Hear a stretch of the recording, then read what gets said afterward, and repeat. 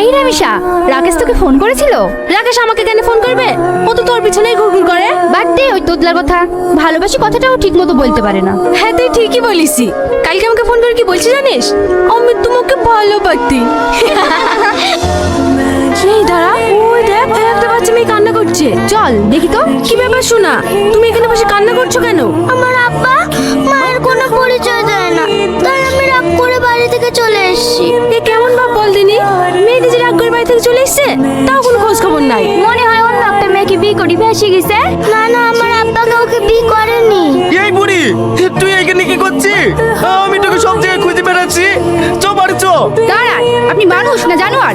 মেয়েটা হয়ে রাস্তা রাস্তা ঘুরে বেড়াচ্ছে, আপনি কোনো খোঁজ নেননি? আরে খোঁজ নিলে কেন বুঝতে পারছি নি?